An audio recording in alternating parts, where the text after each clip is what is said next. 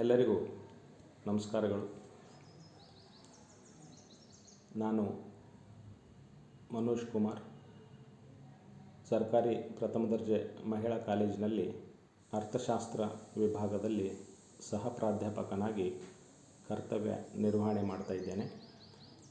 ಇಂದು ನಾನು ಅಂತಾರಾಷ್ಟ್ರೀಯ ವ್ಯಾಪಾರ ಇಂಟರ್ನ್ಯಾಷನಲ್ ಟ್ರೇಡ್ನಲ್ಲಿ ಬರ್ತಕ್ಕಂಥ ಅನೇಕ ಅಂಶಗಳಲ್ಲಿ ಕೆಲವು ಅಂಶಗಳನ್ನು ನಾನು ತಮ್ಮೊಟ್ಟಿಗೆ ಈ ವಿಡಿಯೋ ಮುಖಾಂತರ ಹಂಚಿಕೊಳ್ಳಿಕ್ಕೆ ಇಷ್ಟಪಡ್ತೇನೆ.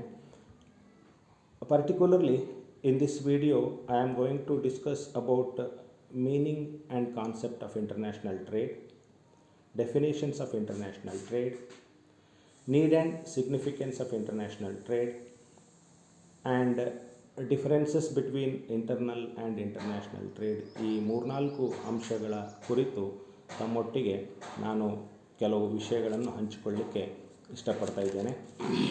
ಇಲ್ಲಿ ಮೊದಲನೇದಾಗಿ ಪೀಠಿಕೆ. ಅಂತಾರಾಷ್ಟ್ರೀಯ ವ್ಯಾಪಾರವು ಪ್ರಪಂಚದ ವಿವಿಧ ದೇಶಗಳ ನಡುವೆ ಜರುಗುವ ವ್ಯಾಪಾರವಾಗಿದೆ. ಅಂದರೆ 2 ಅಥವಾ 2ಕ್ಕಿಂತ ಹೆಚ್ಚಿನ ದೇಶಗಳ ನಡುವೆ ಈ ವ್ಯಾಪಾರ ವಹಿವಾಟು ಏರ್ಪಟ್ಟಿರುತ್ತದೆ.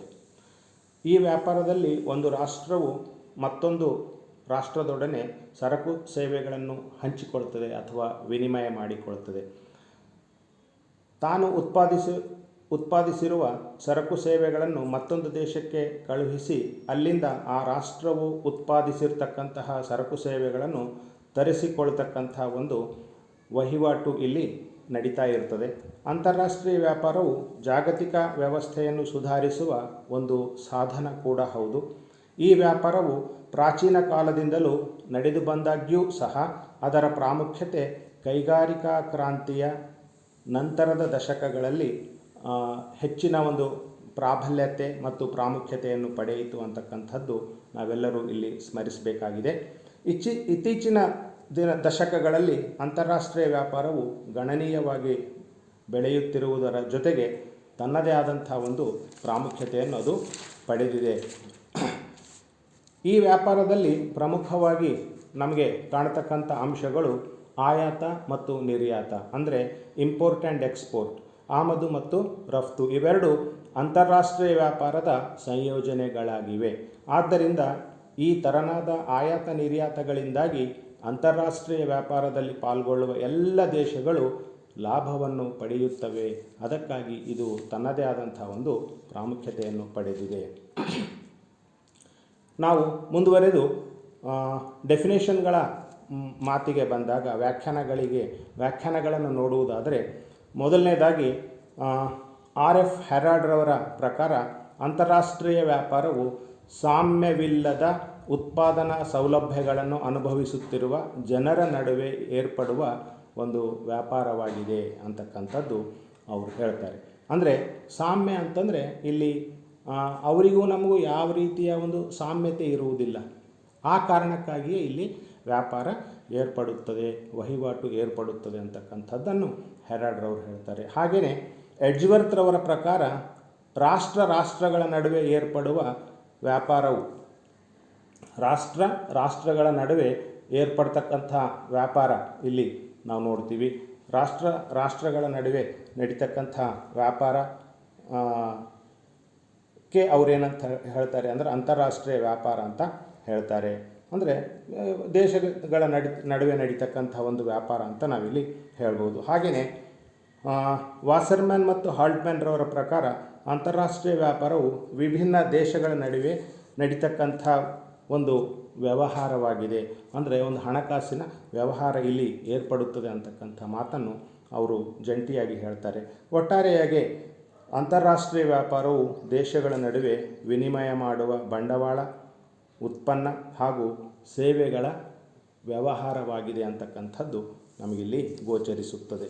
ಮುಂದುವರೆದು ನಾವು ಇದರ ಒಂದು ಅವಶ್ಯಕತೆ ಬಗ್ಗೆ ಮಾತನಾಡುವುದಾದರೆ, ಆಧುನಿಕ ಪ್ರಪಂಚದಲ್ಲಿ ಅಂತಾರಾಷ್ಟ್ರೀಯ ವ್ಯಾಪಾರವು ತನ್ನದೇ ಆದ ವೈಶಿಷ್ಟ್ಯತೆಯನ್ನು ಪಡೆದಿದೆ. ಪ್ರತಿ ದೇಶವು ತನಗೆ ಸಾಧ್ಯವಾದ ಉತ್ಪನ್ನಗಳನ್ನು ತಯಾರಿಸಿ ತನ್ನಿಂದ ಸಾಧ್ಯವಾಗದ ಉತ್ಪನ್ನಗಳಿಗಾಗಿ ಪರ ದೇಶಗಳ ಮೇಲೆ ಅವಲಂಬನೆ ಹೊಂದಿರತಕ್ಕಂಥದ್ದನ್ನು ನಾವಿಲ್ಲಿ ಕಾಣ್ತೀವಿ.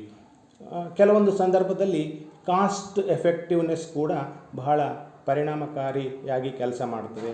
ಕೆಲವೊಂದು ದೇಶಗಳಿಗೆ ಉತ್ಪಾದನಾ ವೆಚ್ಚ ಅಧಿಕವಾದರೆ ಅವುಗಳ ಮುಂದೆ ಇರತಕ್ಕಂಥ ಆಪ್ಷನ್, ವಿಕಲ್ಪ ದಾರಿ ಏನು ಅಂತಂದರೆ ಹೊರ ದೇಶಗಳಿಂದ ಉತ್ಪನ್ನಗಳನ್ನು ತರಿಸ್ಕೊಳ್ತಕ್ಕಂಥ ಒಂದು ಕ್ರಮಕ್ಕೆ ಅವು ಏನಾಗ್ತವೆ, ಮುಂದಾಗ್ತವೆ ಅಂತಕ್ಕಂಥದ್ದು ನಾವಿಲ್ಲಿ ನೋಡಬೇಕು. ಆದ್ದರಿಂದ ಸರಕು ಸೇವೆಗಳ ವಿನಿಮಯ ಎಲ್ಲ ದೇಶಗಳಿಗೂ ಅಗತ್ಯವಾಗಿರುತ್ತದೆ. ಏಕೆಂದರೆ ಪ್ರಪಂಚದ ಎಲ್ಲ ದೇಶಗಳು ತಮಗೆ ಬೇಕಾದ ಎಲ್ಲ ವಸ್ತುಗಳನ್ನು, ಸೇವೆಗಳನ್ನು ತಯಾರಿಸಿಕೊಳ್ಳಲು ಸಾಧ್ಯವಿಲ್ಲ. ನಿಸರ್ಗವು ಎಲ್ಲ ದೇಶಗಳಿಗೆ ಒಂದೇ ಸಮನಾದ ಸಂಪನ್ಮೂಲಗಳನ್ನು ಕೊಟ್ಟಿಲ್ಲ, ಪ್ರಸಾದಿಸಿಲ್ಲ ಅಂತಕ್ಕಂಥದ್ದು ನಮಗೆ ಗೊತ್ತಿರುವ ವಿಷಯ. ಒಂದು ದೇಶ ಆರ್ಥಿಕವಾಗಿ ಎಷ್ಟೇ ಬಲಾಢ್ಯವಾಗಿದ್ದರೂ, ಭೌಗೋಳಿಕವಾಗಿ ಎಷ್ಟೇ ವಿಶಾಲವಾಗಿದ್ದರೂ, ಜನರು ಎಷ್ಟೇ ಬುದ್ಧಿವಂತರಾಗಿದ್ದರೂ ಸಹ ತನ್ನ ಕಾಲ ಮೇಲೆ ತಾನು ನಿಂತುಕೊಳ್ಳಲು ಆಗುವುದಿಲ್ಲ. ಒಂದಲ್ಲ ಒಂದು ಕಾರಣಕ್ಕಾಗಿ ಅದು ಇತರ ರಾಷ್ಟ್ರಗಳನ್ನು ಅವಲಂಬಿಸಬೇಕಾಗುತ್ತದೆ. ಹೀಗೆ ಪ್ರತಿಯೊಂದು ರಾಷ್ಟ್ರವು ತನ್ನಲ್ಲಿದ್ದ ಸಾಧನ ಸಂಪನ್ಮೂಲಗಳನ್ನು ಬಳಸಿಕೊಂಡು ಉತ್ಪಾದಿಸಿ ವ್ಯಾಪಾರ ಮಾಡಿ ಲಾಭ ಗಳಿಸುವ ಒಂದು ಹಾದಿ ವಿದೇಶಿ ವ್ಯಾಪಾರದಿಂದ ಲಭ್ಯವಾಗ್ತದೆ ಅಂತಕ್ಕಂಥದ್ದು. ಆದ್ದರಿಂದ ಅಂತಾರಾಷ್ಟ್ರೀಯ ವ್ಯಾಪಾರವು ಅಂತಾರಾಷ್ಟ್ರೀಯ ಶ್ರಮ ವಿಭಜನೆಯನ್ನು ಆಧರಿಸಿದೆ ಅಂತಕ್ಕಂಥದ್ದು. ಅಂದರೆ ಇಂಟರ್ನ್ಯಾಷನಲ್ ಡಿವಿಷನ್ ಆಫ್ ಲೇಬರ್ ಅಂದರೆ ಎಲ್ಲ ದೇಶಗಳಲ್ಲಿ ಒಂದೇ ರೀತಿಯ ಶ್ರಮ ಸಾಮರ್ಥ್ಯ, ಶ್ರಮಶಕ್ತಿ ದೊರೆಯುವುದಿಲ್ಲ. ಆ ಕಾರಣಕ್ಕಾಗಿ human skills leads to trade ಅಂತಕ್ಕಂಥ ಮಾತಿಲ್ಲಿ ಬರ್ತದೆ. ಈ ವ್ಯಾಪಾರದಿಂದ ಸಿಗುವ ಲಾಭಗಳು ಎಲ್ಲ ರಾಷ್ಟ್ರಗಳಿಗೂ ಕೂಡ ಲಭ್ಯವಾಗ್ತವೆ. ಎಲ್ಲ ರಾಷ್ಟ್ರಗಳು ಕೂಡ ಇದರಿಂದ ಲಾಭ ಪಡಿತವೆ ಅಂತಕ್ಕಂಥದ್ದು ನಾವಿಲ್ಲಿ ತಿಳ್ಕೊಳ್ಬೇಕು. ಮುಂದುವರೆದು ಇತಿಹಾಸ ಹೇಳುವಂತೆ ನೈಸರ್ಗಿಕ ತುಲನಾತ್ಮಕತೆ ಇಲ್ಲವೇ ಸ್ವಾಭಾವಿಕ ವಿಭಿನ್ನತೆಗಳಿಂದಾಗಿ 19ನೇ ಶತಮಾನದ ಮಧ್ಯದಿಂದಲೇ ಅಂತಾರಾಷ್ಟ್ರೀಯ ವ್ಯಾಪಾರಕ್ಕೆ ನಾಂದಿ ದೊರೆಯಿತು ಅಂತಕ್ಕಂಥದ್ದು ನಮಗೆ ತಿಳಿಯುತ್ತದೆ. ಇದು ಮೊದಲನೇ ಪ್ರಪಂಚ ಯುದ್ಧದವರೆಗೆ ಮುಂದುವರೆದು 2ನೇ ಪ್ರಪಂಚ ಯುದ್ಧದ ನಂತರ ಮತ್ತೆ ಗರಿಗೆದುರಿತು ಅಂತಕ್ಕಂಥದ್ದು ನಾವಿಲ್ಲಿ ತಿಳ್ಕೊಳ್ಬೇಕು. ಎರಡು ಜಾಗತಿಕ ಯುದ್ಧಗಳ ಮಧ್ಯಕಾಲದಲ್ಲಿ ಅಂದರೆ ಇಂಟರ್ವಾರ್ ಪೀರಿಯಡ್ನಲ್ಲಿ ಜಗತ್ತು ಕಂಡರಿಯದ ಜಾಗತಿಕ ಮುಗ್ಗಟ್ಟಿಗೆ ಅಮೇರಿಕದ ಅರ್ಥವ್ಯವಸ್ಥೆ ಸಿಲುಕಿ ನಲುಗಿ ಜಾಗತಿಕ ಅರ್ಥವ್ಯವಸ್ಥೆಯ ಚಿತ್ರಣವನ್ನೇ ಬದಲಾಯಿಸಿತು.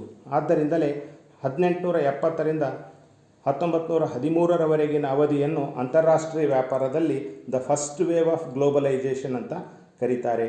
ತದನಂತರ ಅಂತಾರಾಷ್ಟ್ರೀಯ ವ್ಯಾಪಾರಕ್ಕೆ ಪ್ರಾಶಸ್ತ್ಯ ದೊರೆತದ್ದು 1990ರ ದಶಕದ ನಂತರದ ದಿನಗಳಿಂದ ಎಂದು ಹೇಳಬಹುದು. ಅಂದರೆ ಪ್ರಪಂಚದ ಅನೇಕ ಆರ್ಥಿಕತೆಗಳು ತಮ್ಮ ಉತ್ಪನ್ನಗಳನ್ನು ಜಾಗತಿಕ ಮಾರುಕಟ್ಟೆಗೆ ತಂದು ಸ್ಪರ್ಧೆ ಒಡ್ಡುವುದನ್ನು ಪ್ರಾರಂಭ ಮಾಡಿದುವು ಅಂತಕ್ಕಂಥದ್ದು ಇದರಿಂದ ಗೊತ್ತಾಗ್ತದೆ.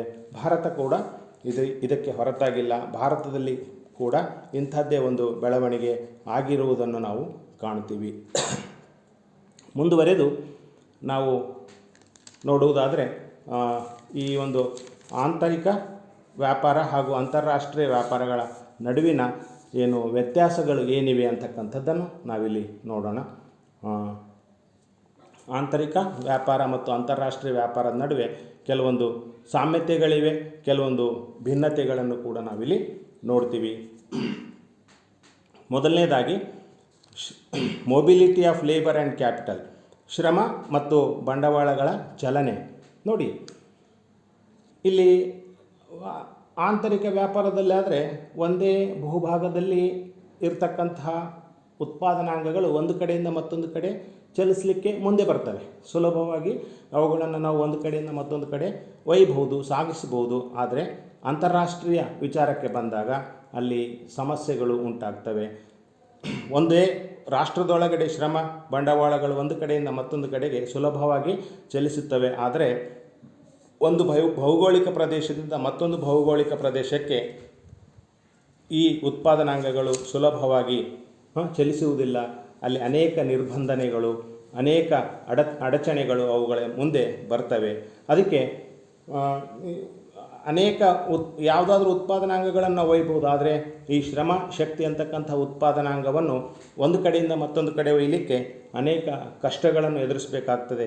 ಇದನ್ನು ಗಮನಿಸಿ ಆಡಮ್ ಸ್ಮಿತ್ರವರು ಒಂದು ಮಾತು ಹೇಳ್ತಾರೆ, of all luggages labour is most difficult to shift from one place to another place.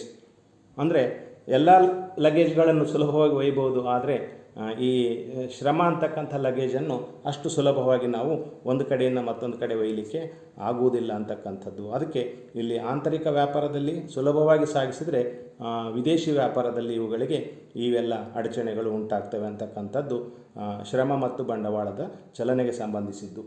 ಎರಡನೇದಾಗಿ ನೈಸರ್ಗಿಕ ಸಂಪನ್ಮೂಲಗಳ ಹಂಚಿಕೆಯಲ್ಲಿ ವ್ಯತ್ಯಾಸ, differences in distribution of natural resources. ನೋಡ್ರಿ, ಪ್ರಪಂಚದ ಎಲ್ಲ ದೇಶಗಳು ಒಂದೇ ಥರನಾದ ನೈಸರ್ಗಿಕ ಸಂಪನ್ಮೂಲಗಳನ್ನು ಹೊಂದಿರುವುದಿಲ್ಲ. ಸಂಪನ್ಮೂಲಗಳು ವಿವಿಧ ಪ್ರಮಾಣದಲ್ಲಿ ಹಂಚಲ್ಪಡುತ್ತವೆ. ಉದಾಹರಣೆಗೆ ಮಧ್ಯಪ್ರಾಚ್ಯ ದೇಶಗಳು, ಮಿಡಿಲ್ ಈಸ್ಟ್ ದೇಶಗಳು, ಗಲ್ಫ್ ದೇಶಗಳು ಕಚ್ಚಾ ತೈಲಕ್ಕೆ ಹೆಸರುವಾಸಿಯಾಗಿವೆ. ಅಲ್ಲಿ ಅನೇಕ ನಿಕ್ಷೇಪಗಳು ಅವು ಹೊಂದಿವೆ, ಹೇರಳವಾಗಿ ಅವುಗಳ ಬಳಿ ಆ ನಿಕ್ಷೇಪಗಳಿವೆ. ಹಾಗೆಯೇ ಆಫ್ರಿಕಾ ಖಂಡದ ದೇಶಗಳು ಅಗಾಧವಾದಂಥ ಅರಣ್ಯ ಸಂಪತ್ತನ್ನು ಹೊಂದಿವೆ, ಹೇರಳವಾಗಿ ಅರಣ್ಯ ವಸ್ತುಗಳನ್ನು ಉತ್ಪಾದನೆ ಮಾಡಲಿಕ್ಕೆ ಅವುಗಳಿಂದ ಸಾಧ್ಯ ಆಗ್ತದೆ.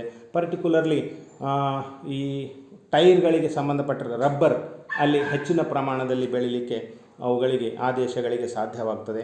ಹಾಗೆ ಏಷ್ಯಾ ಖಂಡಕ್ಕೆ ಬಂದಾಗ ನಮ್ಮಂಥ ದೇಶಗಳಲ್ಲಿ ಕೃಷಿಗೆ ಯೋಗ್ಯವಾದಂಥ ಭೂಮಿ ಅಥವಾ ಅಂಥ ಸಂಪನ್ಮೂಲಗಳನ್ನು ನಾವು ಹೊಂದಿದ್ದೇವೆ. ಈ ಕಾರಣದಿಂದಲೇ ಇಲ್ಲಿ ವಿದೇಶ ವ್ಯಾಪಾರ ಸಾಧ್ಯವಾಗ್ತದೆ ಅಂತಕ್ಕಂಥದ್ದು. ಹಾಗೆ ಮುಂದುವರೆದು ನಾವು ಹೋದಾಗ ಮೂರನೇ ಪಾಯಿಂಟ್ ಏನು ಇಲ್ಲಿ ಅಂತಂದರೆ ಆರ್ಥಿಕ ನೀತಿಗಳಲ್ಲಿನ ವ್ಯತ್ಯಾಸಗಳು, ಡಿಫ್ರೆನ್ಸಸ್ ಇನ್ ಎಕಾನಾಮಿಕ್ ಪಾಲಿಸೀಸ್. ಅಲ್ಲಿ ನೋಡ್ತೀರಿ, ನ್ಯಾಚುರಲ್ ರಿಸೋರ್ಸಸ್ ಆಯಿತು, ಡಿಫ್ರೆನ್ಸಸ್ ಇನ್ ಎಕನಾಮಿಕ್ ಪಾಲಿಸೀಸ್. ಎಲ್ಲ ದೇಶಗಳಲ್ಲಿ ಒಂದೇ ಥರನಾದ ವ್ಯಾಪಾರ ನೀತಿಗಳು ಇರುವುದಿಲ್ಲ. ಬೇರೆ ಬೇರೆ ದೇಶಗಳು ಬೇರೆ ಬೇರೆ ವ್ಯಾಪಾರ ನೀತಿಯನ್ನು ಹೊಂದಿರುತ್ತವೆ. ಕೆಲವೊಂದು ಸಡಿಲವಾದಂಥ ನೀತಿಯನ್ನು ಹೊಂದಿದರೆ ಕೆಲವೊಂದು ಗಡುಸಾದ ವ್ಯಾಪಾರ ನೀತಿಯನ್ನು ಹೊಂದಿರುತ್ತವೆ. ಅಂಥ ಸಂದರ್ಭದಲ್ಲಿ ವ್ಯಾಪಾರವು ಕೂಡ ಏರಿಳಿತಕ್ಕೆ ಒಳಪಡುತ್ತದೆ. ಹಾಗಾಗಿ ಇಲ್ಲಿ ವಿದೇಶಿ ವ್ಯಾಪಾರದಲ್ಲಿ ಸಮಸ್ಯೆಗಳು ಬರ್ತವೆ, ಆದರೆ ದೇಶೀಯ ವ್ಯಾಪಾರದಲ್ಲಿ ಅಥವಾ ಆಂತರಿಕ ವ್ಯಾಪಾರದಲ್ಲಿ ಇಂಥ ಸಮಸ್ಯೆಗಳು ಉದ್ಭವಿಸುವುದಿಲ್ಲ. ಬೇರೆ ಬೇರೆ ದೇಶಗಳು ಬೇರೆ ಬೇರೆ ಸುಂಕ ನೀತಿ, ತೆರಿಗೆ ನೀತಿ, ಆರ್ಥಿಕ ನೀತಿ ಮತ್ತು ಉತ್ಪಾದನಾ ನೀತಿ, ಮಾರಾಟ ನೀತಿಗಳನ್ನು ಅನುಸರಿಸ್ತವೆ. ಹಾಗಾಗಿ ಅಲ್ಲಿ ಅನೇಕ ಸಮಸ್ಯೆಗಳು ಎದುರಾಗುವುದನ್ನು ನಾವಿಲ್ಲಿ ಕಾಣ್ತೀವಿ. ಆಂತರಿಕ ವ್ಯಾಪಾರದಲ್ಲಿ ಇಂಥವೇನು ಸಮಸ್ಯೆಗಳು ನಾವು ಕಾಣುವುದಿಲ್ಲ. ಮುಂದುವರೆದು 4ನೇ ವಿಚಾರಕ್ಕೆ ಬಂದಾಗ ಫಾರೆಕ್ಸ್ ರೇಟ್ ಅಥವಾ ಫಾರಿನ್ ಎಕ್ಸ್ಚೇಂಜ್ ರೇಟ್ ಅಥವಾ ವಿದೇಶಿ ವಿನಿಮಯ ದರ ಅಂತ ಹೇಳ್ತೀವಿ. ವಿದೇಶಿ ವ್ಯಾಪಾರದಲ್ಲಿ ಬೇರೆ ಬೇರೆ ದೇಶಗಳು ಬೇರೆ ಬೇರೆ ಹಣಕಾಸಿನ ಪದ್ಧತಿಯನ್ನು ಹೊಂದಿರುವುದರಿಂದ ಅವುಗಳ ನಡುವೆ ವಿನಿಮಯದ ದರ ನಿಗದಿಯಾಗಬೇಕಾಗುತ್ತದೆ. ವಿನಿಮಯ ದರ ನಿಗದಿಯಾದಾಗ ಮಾತ್ರ ಸಮನಾದಂತಹ ಮೌಲ್ಯ ಎರಡೂ ದೇಶಗಳು ಪಡೀಲಿಕ್ಕೆ ಸಾಧ್ಯವಾಗ್ತದೆ. ಆ ವಿನಿಮಯ ದರದ ಮುಖಾಂತರವೇ ವ್ಯಾಪಾರದ ಲೆಕ್ಕಗಳನ್ನು ನಿರ್ವಹಣೆ ಮಾಡಲಾಗ್ತದೆ. ಬೇರೆ ಬೇರೆ ರಾಷ್ಟ್ರಗಳು ವಿವಿಧ ಹಣಕಾಸಿನ ಪದ್ಧತಿ ಅಥವಾ ಕರೆನ್ಸಿ ಸಿಸ್ಟಮನ್ನು ಹೊಂದಿರುವುದರಿಂದ ಇಲ್ಲಿ ಬೇರೆ ಬೇರೆ ದೇಶಗಳೊಂದಿಗೆ ನಮ್ಮ ಹಣವನ್ನು ವಿನಿಮಯಕ್ಕೆ ಒಳಪಡಿಸಬೇಕಾಗ್ತದೆ. ಅಮೇರಿಕಾದೊಂದಿಗೆ ವ್ಯಾಪಾರ ಮಾಡಿದಾಗ ಡಾಲರ್ನೊಂದಿಗೆ, ಇಂಗ್ಲೆಂಡ್ನಿಂದ ವ್ಯಾಪಾರ ಮಾಡಿದಾಗ ಪೌಂಡ್ನೊಂದಿಗೆ, ಜರ್ಮನ್ನಿಂದ ವ್ಯಾಪಾರ ಮಾಡಿದಾಗ ಜರ್ಮನ್ ಮಾರ್ಕ್ನೊಂದಿಗೆ, ಹೀಗೆ ರಷ್ಯಾದಿಂದ ವ್ಯಾಪಾರ ಮಾಡಿದಾಗ ರುಬೆಲ್ನೊಂದಿಗೆ, ಜಪಾನ್ನಿಂದ ವ್ಯಾಪಾರ ಮಾಡಿದಾಗ ಎನ್ನೊಂದಿಗೆ ನಾವು ವಿನಿಮಯ ದರವನ್ನು ನಿಗದಿಪಡಿಸಿಕೊಳ್ಬೇಕಾಗ್ತದೆ. ಆವಾಗ ಅಂತಾರಾಷ್ಟ್ರೀಯ ವ್ಯಾಪಾರ ಸುಗಮವಾಗ್ತದೆ. ಆದರೆ ದೇಶೀಯ ವ್ಯಾಪಾರದಲ್ಲಿ, ಆಂತರಿಕ ವ್ಯಾಪಾರದಲ್ಲಿ ಇಂತಹ ಸಮಸ್ಯೆಗಳು ನಮಗೆ ಎದುರಾಗುವುದಿಲ್ಲ. 5ನೇ ಪಾಯಿಂಟ್, ನೇಚರ್ ಆಫ್ ಡಿಮ್ಯಾಂಡ್ ಅಥವಾ ಬೇಡಿಕೆಯ ಸ್ವರೂಪ.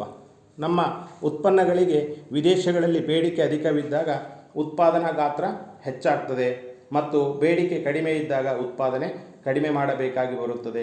ಇದರಿಂದಾಗಿ ಸಂಪನ್ಮೂಲಗಳ ಬಳಕೆಯ ಮೇಲೆ ಪರಿಣಾಮ ಬೀರುತ್ತದೆ. ಆದರೆ ಆಂತರಿಕ ವ್ಯಾಪಾರದಲ್ಲಿ ಇಂತಹ ಸಮಸ್ಯೆಗಳು ನಮಗೆ ಕಾಣುವುದಿಲ್ಲ. ಒಟ್ಟಾರೆಯಾಗಿ ಆಂತರಿಕ ಹಾಗೂ ಅಂತಾರಾಷ್ಟ್ರೀಯ ವ್ಯಾಪಾರಗಳೆರಡನ್ನೂ ಕೂಲಂಕುಷವಾಗಿ ಪರಿಶೀಲಿಸಿದರೆ ಸ್ವಲ್ಪ ಮಟ್ಟಿಗೆ ಎರಡೂ ಒಂದರಂತೆ ಕಾಣಿಸುತ್ತವೆ. ಕೆಲವೊಂದು ಸಂದರ್ಭದಲ್ಲಿ ಮಾತ್ರ ಭಿನ್ನತೆಗಳನ್ನು ನಾವು ಕಾಣುತ್ತೇವೆ. ಉದಾಹರಣೆಗೆ, ನಮ್ಮ ಭಾಗದ ಕಾರ್ಮಿಕರು ಬಿಹಾರಕ್ಕೆ ಹೋಗಿ ಕೆಲಸ ಮಾಡಲು ಇಷ್ಟಪಡುವುದಿಲ್ಲ. ಹಾಗೆಯೇ ಬಂಡವಾಳದಾರರು ಸಹ ಒಂದು ಕಡೆಯಿಂದ ಮತ್ತೊಂದು ಕಡೆ ಅಥವಾ ಒಂದು ರಾಜ್ಯದಿಂದ ಮತ್ತೊಂದು ರಾಜ್ಯಕ್ಕೆ ಹೋಗಿ ಹೂಡಿಕೆ ಮಾಡಲು ಇಷ್ಟಪಡುವುದಿಲ್ಲ. ಅಂದರೆ ಆ ರಿಸ್ಕ್ಗಳನ್ನು ತೆಗೆದುಕೊಳ್ಳಲಿಕ್ಕೆ ಇಷ್ಟಪಡುವುದಿಲ್ಲ.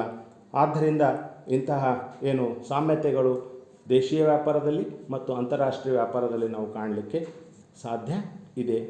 ಇದಕ್ಕೆ ಸಂಬಂಧಪಟ್ಟ ಹಾಗೆ ಈ 5-6 ಅಂಶಗಳನ್ನು ನಾನು ಮುಂದೆ ಇಟ್ಟಿದ್ದೇನೆ.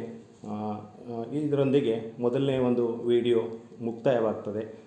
ವಂದನೆಗಳು. ಎರಡನೇ ವಿಡಿಯೋದಲ್ಲಿ ನಾವು ಇನ್ನಿತರ ಅಂತಾರಾಷ್ಟ್ರೀಯ ವ್ಯಾಪಾರಕ್ಕೆ ಸಂಬಂಧಪಟ್ಟಿರ್ತಕ್ಕಂಥ ಅಂಶಗಳನ್ನು ನಾವು ಕೂಲಂಕುಷವಾಗಿ ಚರ್ಚೆ ಮಾಡೋಣ. ನಮಸ್ಕಾರ.